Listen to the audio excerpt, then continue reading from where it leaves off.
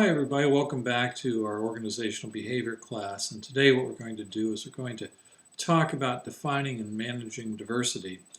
And perhaps the best place to start is where your textbook tells you what diversity is or what it relates to.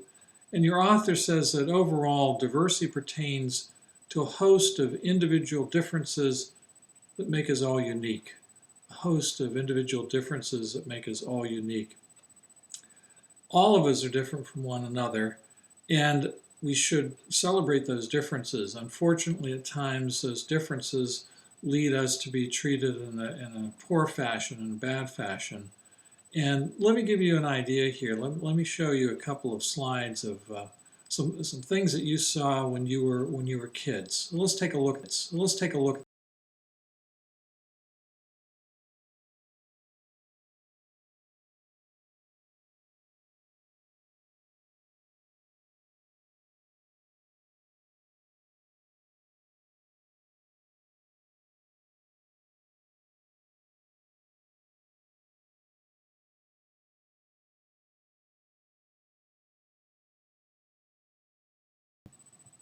Now, I'm sure you remember all those from when you were a child.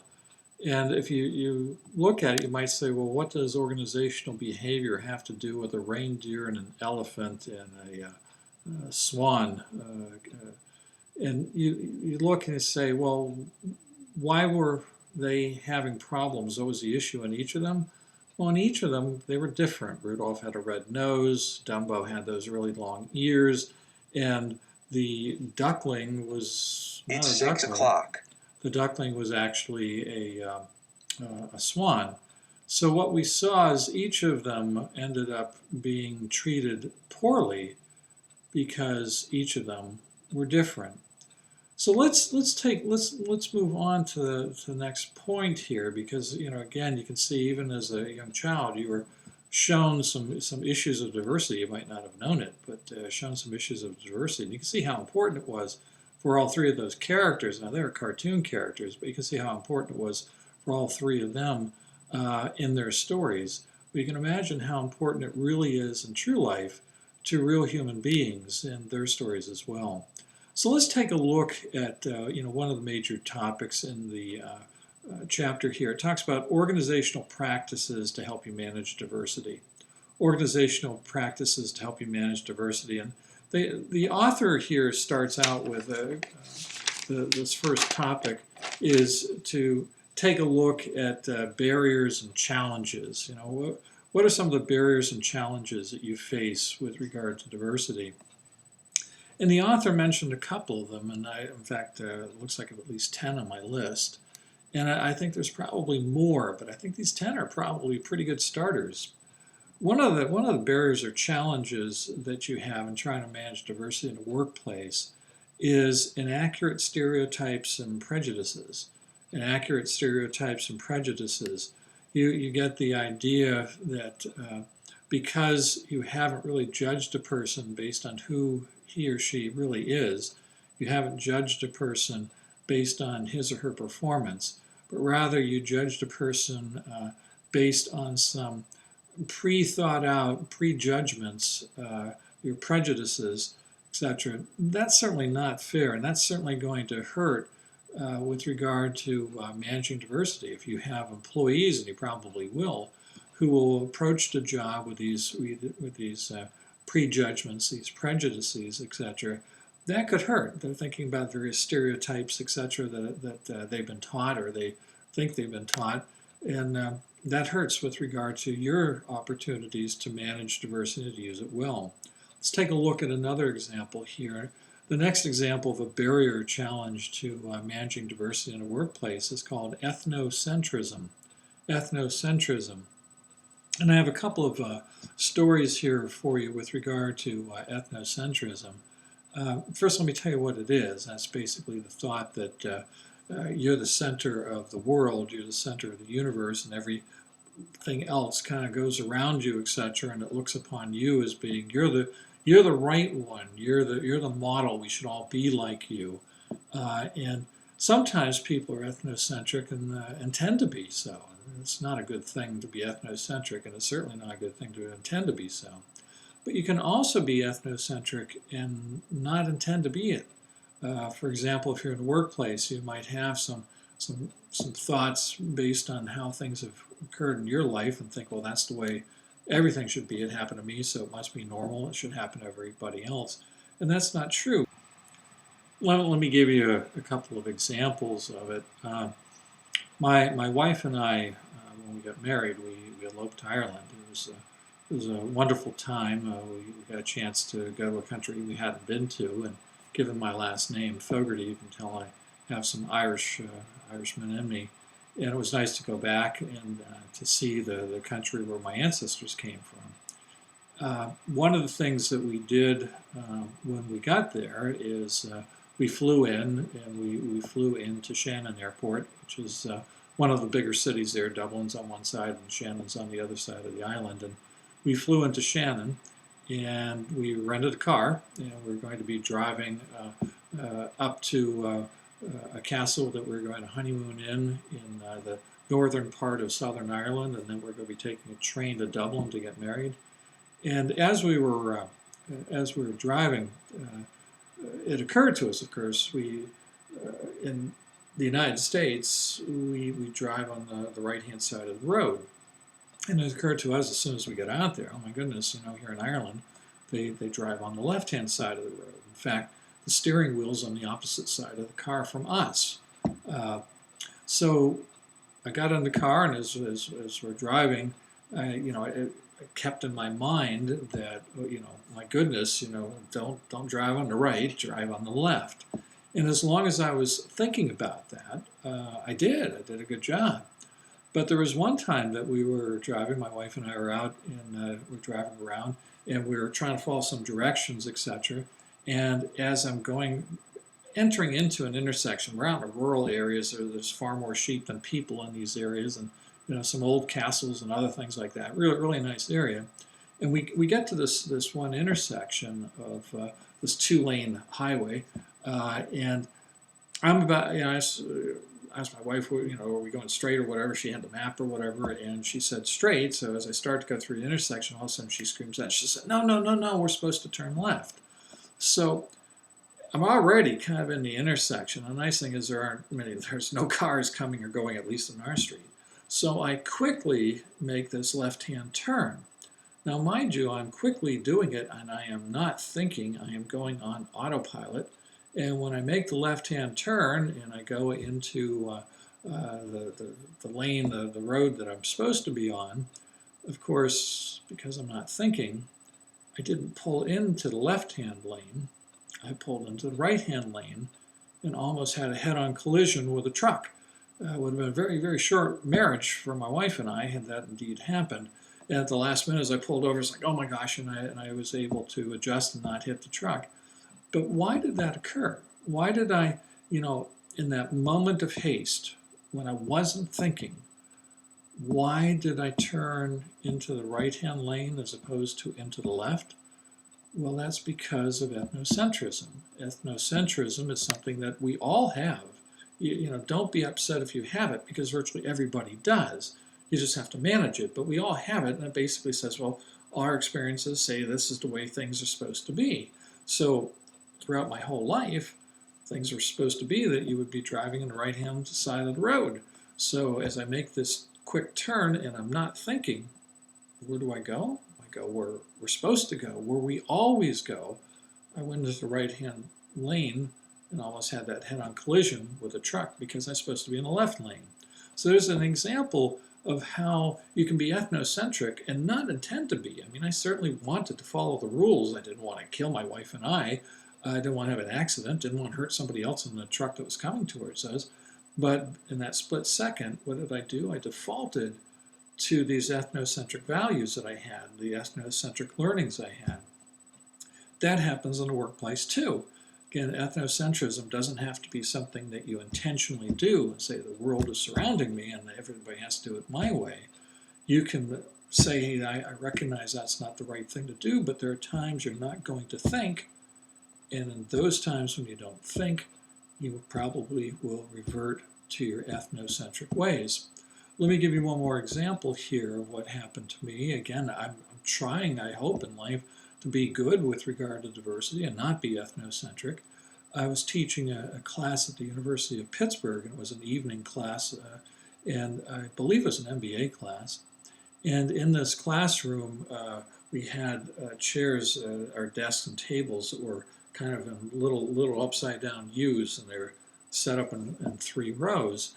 And in the row to my left, immediately to my left, the first row, the one closest to the kind of area where I'd walk in and talk to the students and lecture, we had a team of students that was visiting us from Germany. And it was great. I was so happy that they were there and they could add some different perspectives to our American perspective, so to speak, of business. I thought this is wonderful. Well, come time that we're having our first quiz, I passed the quizzes out to all the students as they were sitting there. And as you know, you're not supposed to talk as you take a quiz. You're supposed to be focusing on your paper, not the paper and the work of your colleague. But as I passed it out, and walking around the room a little bit after people started taking it, I noticed that the German students over on my left were talking to each other. And they seemed stressed. They seemed very stressed. I didn't know what it was, and I kind of gave a glance like, you're not supposed to talk or whatever. And that worked for about a second and a half. But as I'm doing this, I'm wondering, why are they doing this? Why are they talking? And they continued. And eventually one of them got up and he came over to me. And he held out the exam. These are just my notes or whatever.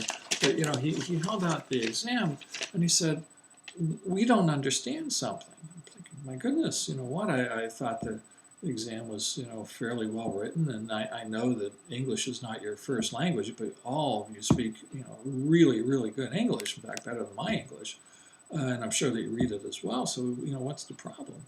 And he pointed out to the first question. And the first question was a true and false question, and I forget what the question was. I think it was a strategic management class, but whatever it was, let's say the sky is blue, true or false, or something like that. And the way I would write my true or false questions is the way that I think quite a lot of professors and instructors write it. I write the sky, 1 point, or whatever, 1 comma, parentheses, and then the question. The sky is blue. And then after that, I wrote T/F, of course, for true or false. The student looked at me and he said, "What does T/F mean?" Apparently in Germany, they never used true or false where they used T/F or whatever the letters would be in German for true and false.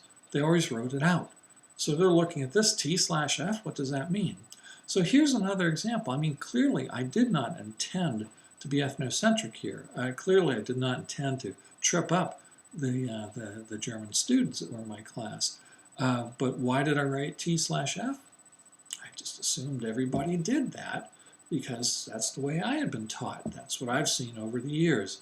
So one of the biggest problems you have with regard to ethnocentrism is not so much that you don't want to do it. Hopefully you recognize ethnocentrism as something that you really don't want to do. But the trouble you're going to have is the trouble I had in Ireland and the trouble I had with some German students, and that is at times when you don't really think things through, what do you default to? You default to what you've been raised in and grew up with, etc. You default to those ethnocentric ideas and assume, well, because I did it, everybody does it, and you're wrong with regard to it. So certainly that's a barrier or challenge to diversifying your workplace. Let me give you another example. That's the second, as I mentioned in the textbook, list 10, long list here. The third example they have here of a barrier or challenge to this concept of diversity and managing and promoting in the workplace is poor human relations or human resources and strategic planning. Poor human resources and strategic planning. The people in HR, human resources, some call it human relations in some businesses, and the people in strategy, they're usually well known for planning things out, or at least they should. And oftentimes you'll find that when they write their plans, one of the things that they really don't think about, at least consciously, is diversity. They think about this is the task at hand and this is what we're going to do. And that, in many ways, that's certainly logical. But if you have a diverse audience, and usually in businesses today, thank God you do, all of a sudden you're going to recognize that, you know what, your plan, which shows how to accomplish some task or whatever, the strategy or the HR task that you have, didn't think about something really important. They didn't think about diversity. So another barrier or challenge is poor HR and strategic planning. Let's go to the fourth of the challenges, or fourth of the barriers mentioned here, unsupportive and hostile work environments. Unsupportive and hostile work environments. You know, as much as you, as the manager, the leader of this organization, the executive, whatever, of this organization wants to have diversity, one of the problems you have is those thoughts and values that you have might not be shared as enthusiastically by your employees as they are by you. And what you might find is that all of a sudden, because of that, you're finding that the workers and the environment you've created, unintentionally in most cases, but sometimes intentionally, you certainly don't want that, are not supportive of diversity, or they create a hostile work environment. I mean, one of the things that you tend to see in a significant number of the sexual discrimination cases and sexual harassment cases that are filed with the EEOC is people alleging that they have a hostile work environment where, you know, people, employees, usually not the top employees, but sometimes, but usually the employees don't buy into the concept of, you know, hands off, no means no, and things of that nature, as much as to the degree that they should, as much to the degree that you think that they should. So that creates an unsupportive and hostile work environment. Certainly that doesn't help with regard to promoting diversity. Let's take a look at the fifth barrier and challenge that's mentioned there, and that is the people who you have brought in to help to diversify the organization. Oftentimes, they lack what I guess some would call the in-house political savvy and know-how of how to play the game. Sadly, a lot of these people have been excluded in the past. You haven't. You're there, and you know, people around you have been there, and they know as insiders, this is how we do things. Well, people who are new, these people who you're bringing in to diversify your workforce, oftentimes they don't have that experience. They don't know this is how we do things. So because of that, they lack that political savvy and know-how.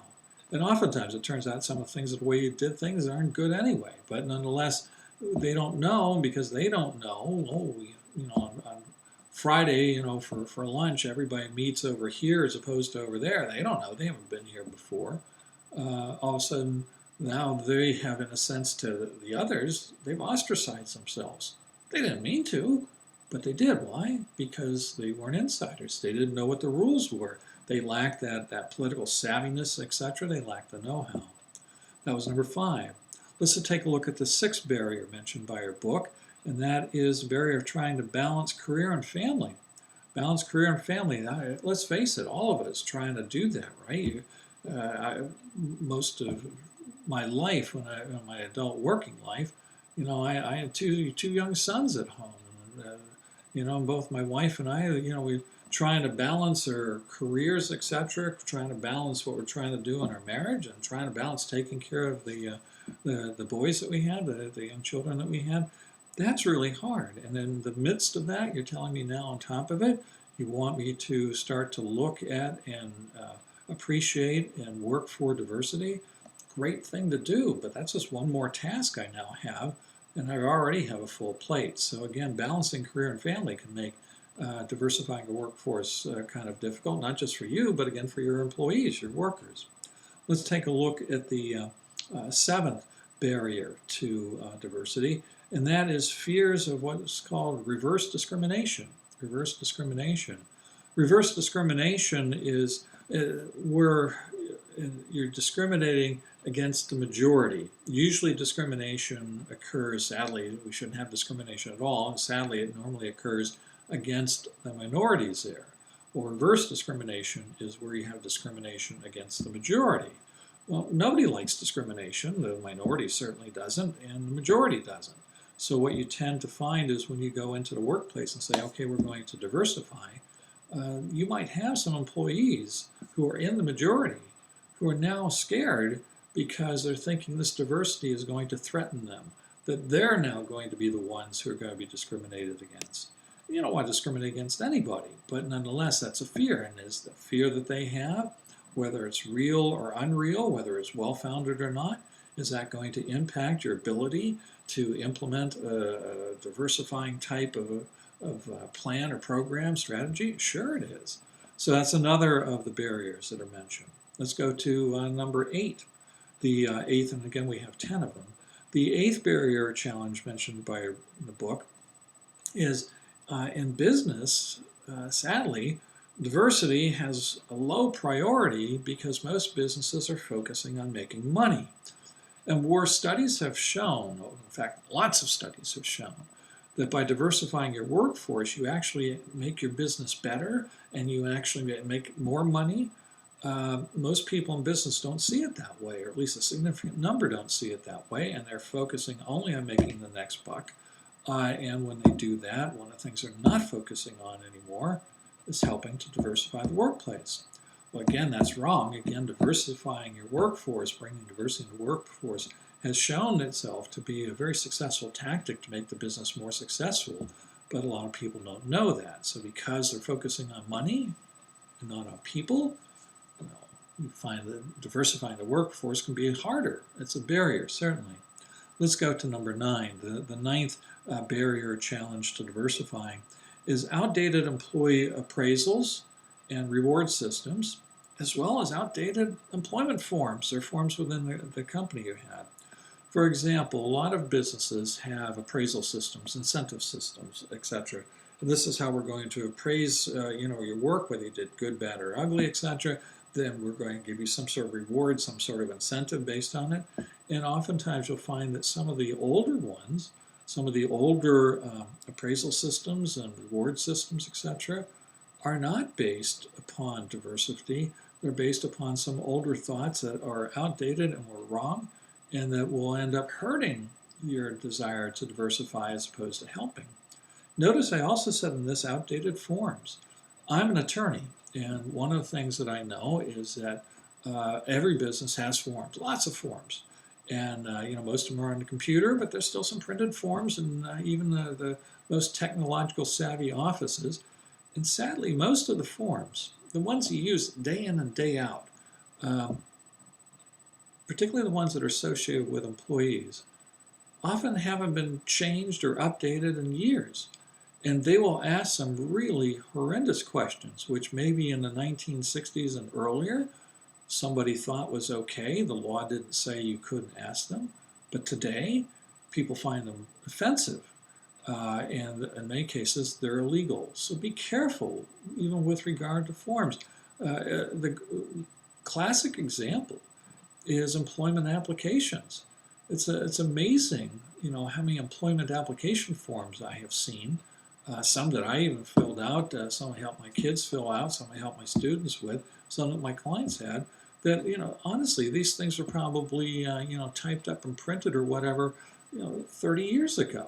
And they're still being used, and they're still asking questions that really shouldn't have been asked then, but definitely shouldn't be asked today. So be careful about those outdated forms. And then the last of the barriers to change, the barriers or challenges that we have, is one that we talked about earlier in class, and that's resistance to change. Resistance to change. And you remember when we talked about resistance to change and all the different reasons people resist change, all those apply here as well. And although change in many cases can be really good, such as diversifying can bring all sorts of good things, people generally tend to resist change. Even if it's good change, even if it's change that's going to help them, they have a fear of the unknown and all these other reasons that we talked about before when we went over change and resistance to change. Those things are also going to hurt you as you try to diversify your workforce. So one of the things you want to do, go back and take a look at the notes that you had with regard to change, and particularly with regard to resistance to change. Well, let's go to the next topic, actually the last topic that I'm going to talk about in any great depth in this lecture. And again, there are other parts to the book you want to take a look at. There are other parts that are on the notes that I have on Canvas. There are other parts that are in the PowerPoints, etc. But let's take a look at the last topic I want to talk about in class today. And this is called, your author calls it generic actions, options and choices that you have. Generic actions, options, and choices. I'm not sure where the generic actions comes from. But basically, these are options and choices you have with regard to your workforce and how you want to diversify them, assuming you want to diversify them, which you should. So let me give them to you. There are 8 of them. And these are basically set up in your choices, either A or B as we go through these. And when I give them to you, some of them will be pretty obvious that one choice is going to be unethical. It's going to be one that's not promoting diversity. But most of these, be careful about. Most of these, you can go one way or the other and still be ethical and still diversify. And it's really up to you to figure out which is the best decision for you and your employees in your situation at your place of business. So let's take a look at the first of these options or choices you have, first of the 8. You have the option to include or exclude diverse employees. Include or exclude diverse employees. Clearly, this is one of those ones where, yes, we want to include diverse employees. We don't want to exclude them. But over the years, what has been the old rule, the bad rule, the rule that people followed for hundreds of years, if not maybe thousands of years, and that was basically to exclude. Let me give you an example, too, with regard to this concept of include and exclude. There have been a number of studies with regard to young children who really don't even know how to talk yet. We're talking infants, a little bit more than babies because they're actually able to sit up, etc. But they don't have, much communication skills. People haven't told them this is what you're supposed to do. They just saw their environment and they've learned from it. And one of the things that people have seen over the years in some of these studies is that children in one ethnic group, one diverse group, when they're given an option to choose dolls and stuffed animals, they tend to choose dolls and stuffed animals of those that are in their ethnic group, those that are in their diverse group. So for example, if you were a Martian, you end up picking dolls of Martians, etc.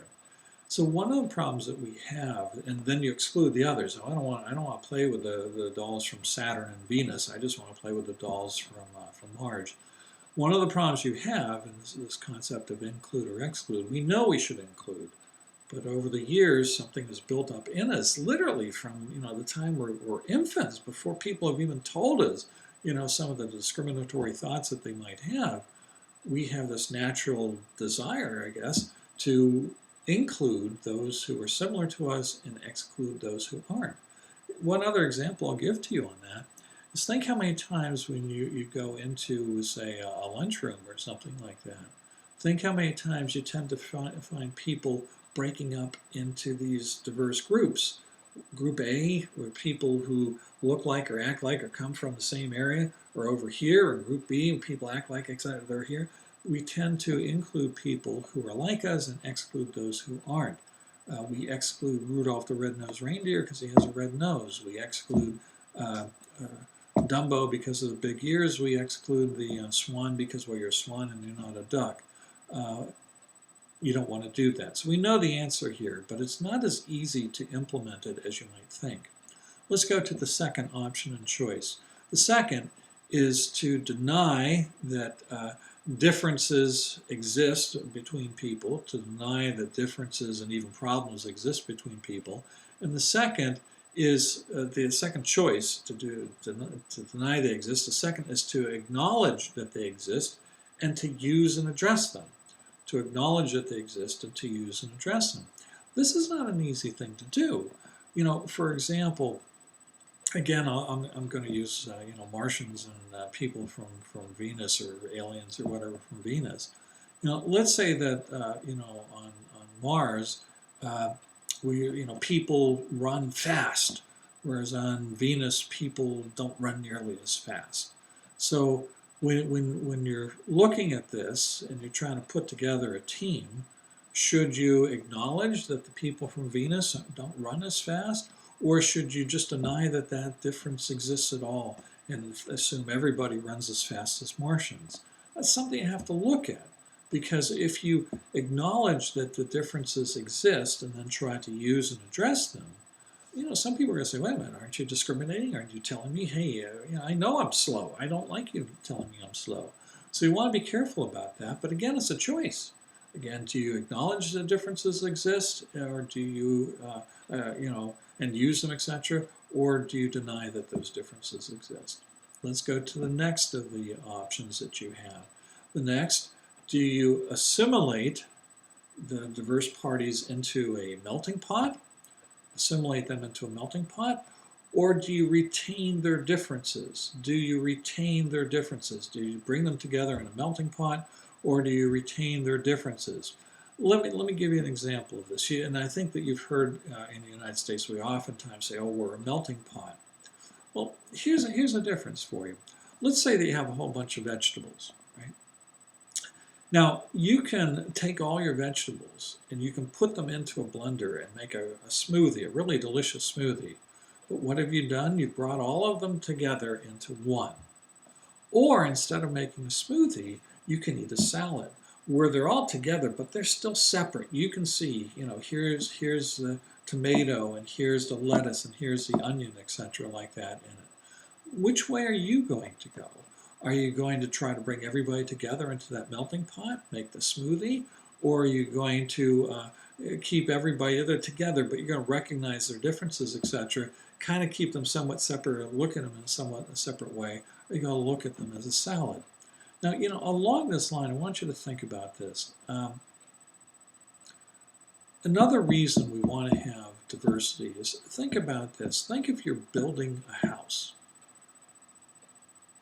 Your toolkit that you have to build a good house probably has to have lots of different tools. You can't have all hammers in that toolkit. You can't have all saws in that toolkit. You can't have all screwdrivers or whatever in that toolkit. So the best toolkit is one that has all sorts of different tools in it, i.e. diversify. But this question here, though, as opposed to a tool, I suppose we could melt it down. Do we want to have everything kind of together but separate? Or do we want to bring it all together into that melting pot where there's no longer individual differences, we're all one? Again, that's one of the choices you have. Let's go to the next of the options and choices. Do you want to suppress the differences that you have, or do you want to encourage the differences that you have?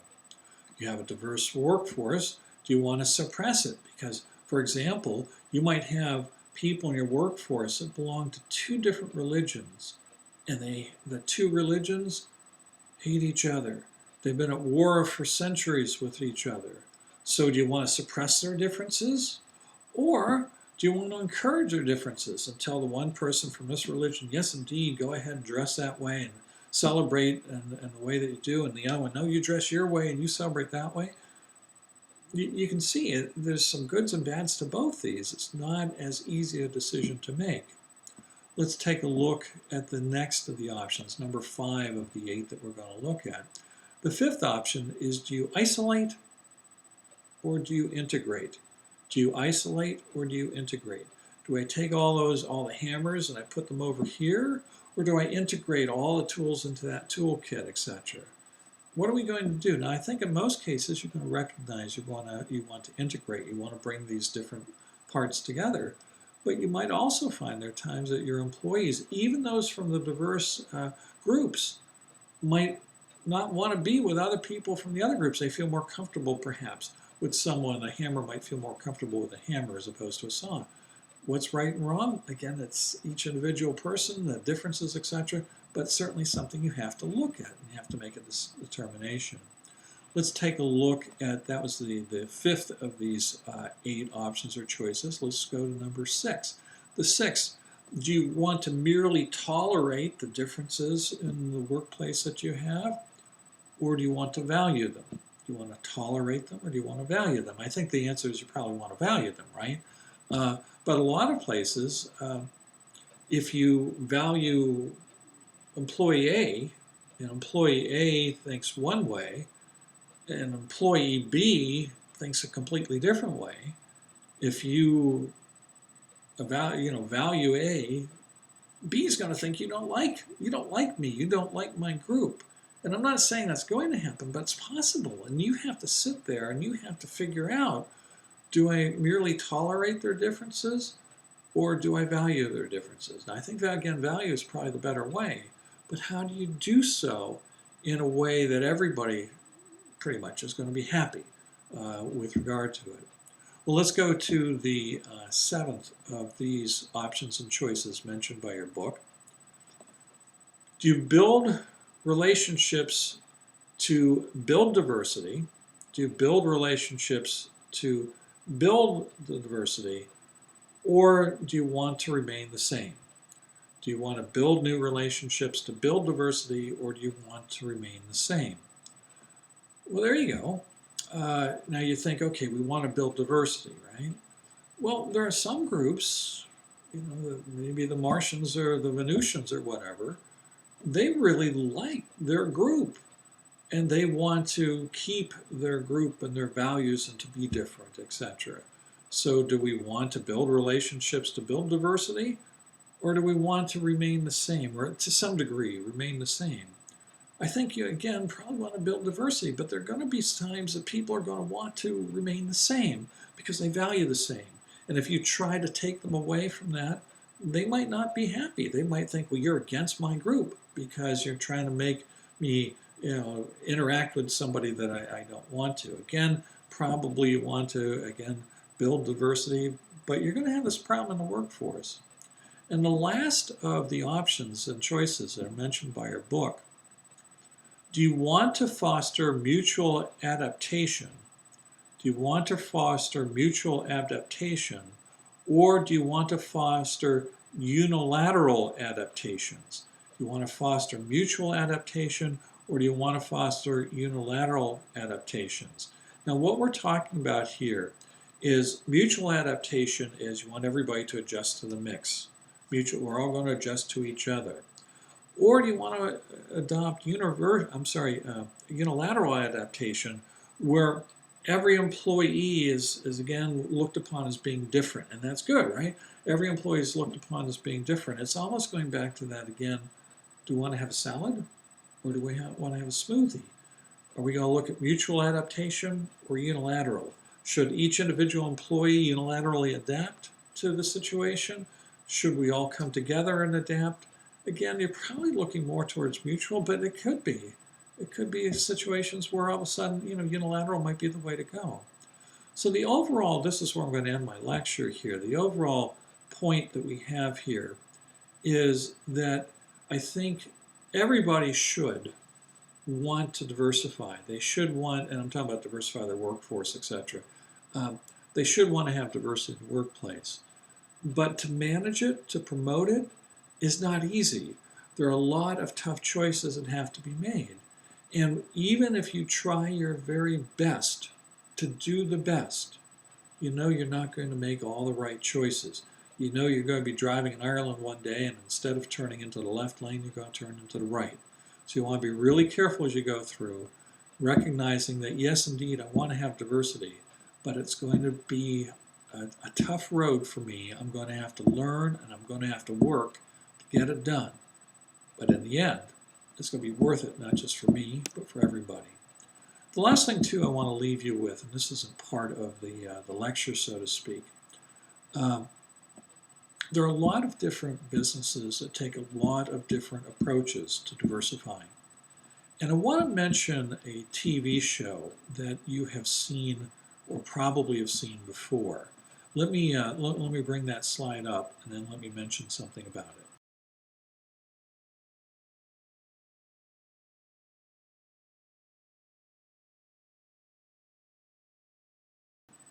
That slide, as you can see, is about or comes from a comedy series that was on TV a couple of decades ago now, the way time flies, called The Office.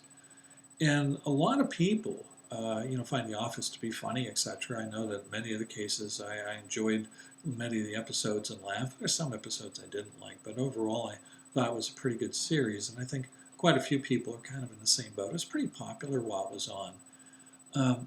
And they had one particular show where the head of the office, Michael, in an attempt to bring diversity into his workplace, into the office, held what he called a diversity day.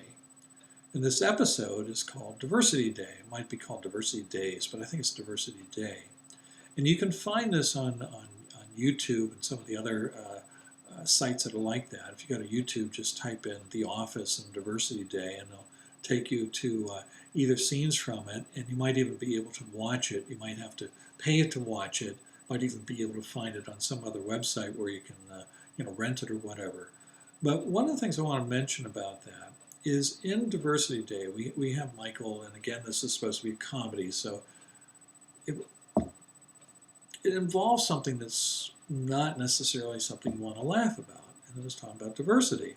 So Michael decided in this concept of diversity, he wants to diversify his office, brings diversity in, and he creates this thing called Diversity Day. And perhaps he does this with the best of intents, thinking that diversity is a good thing. However, the plan that he comes up with is absolutely awful. Many people who watch it today find it to be offensive. Some people, when they watch it, believe it leaves them feeling unsafe. So I'm not going to suggest that you watch it. You might want to, it's up to you. But what you see in Diversity Day is someone who attempted, I believe, to do something good and did something absolutely horrible, absolutely outrageous, and particularly in today's day and age, shocking. So you might want to take a look at that, not because you want to follow it by any stretch of imagination, but it wants to show you a couple of things. One, certainly what not to do. What Michael did, you certainly don't want to do. But on top of it, I think it also shows that even perhaps with the best of intentions, when you start to come up with plans on how you're going to diversify, how you're going to promote diversity, the odds are that you're going to make some mistakes. Certainly not as bad as Michael made in The Office, but you're going to make some mistakes. Does that mean you stop? No. You should continue to promote diversity within your office place, within your workplace.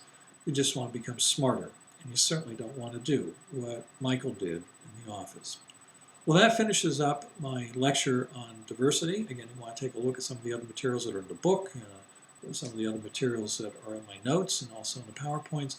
But I think that gives you a pretty good idea of some of the major topics mentioned by our author in this chapter on diversity. And again, such a key and important aspect of any business today is you want to diversify. With that, I hope everybody has a great evening, a great day coming up, and I hope that if you have any questions, that you certainly will recognize that you can come to me and tell me.